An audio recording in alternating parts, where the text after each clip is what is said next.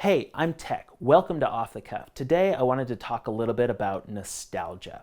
Now, I'm not a nostalgic guy. I don't really reminisce about days gone yore and whether they were better than today and how can we get back there. No, I like modern technology. I like where my life is.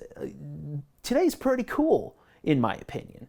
But sometimes as I'm going through old files or old things, I do like to think about the past and reminisce about different experiences that I've gone through that have shaped who I am today.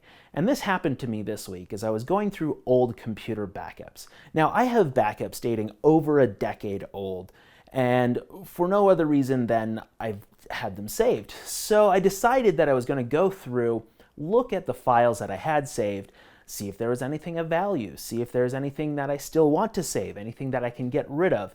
And there was a lot of things that I could get rid of, like old map files from years past that I really don't need anymore and have no program that would open. So going through these things, I learned a lot about myself then and about myself now through comparison. And one of the things I learned is that I'm funny.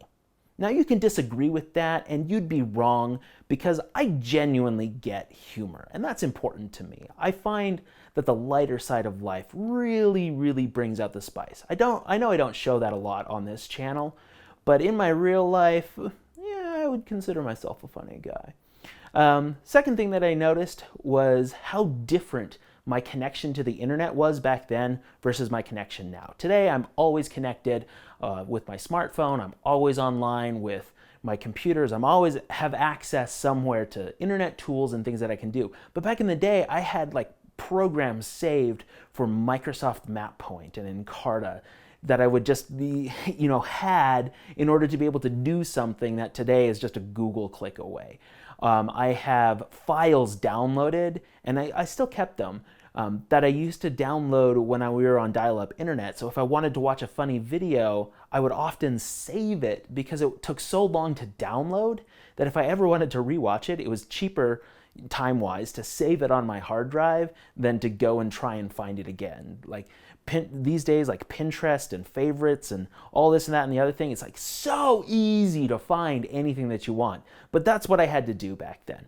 It also reminded me of a time before iTunes, because I found some file sharing software that I had that I used to broaden my scope and understanding of music, to encounter new artists and find new things in my life. But all in all, it's been a fun experience to go back about a decade worth of files and pour through them and see just who was I as a person a decade ago and what's changed since then. A lot has changed. I've improved on some things. My file organization, way better. One, I capitalize things now, which I find important. Two, I have a better sense of how to categorize and make flow easy to find things that I'm looking for, which is good because that's kind of part of my day job too.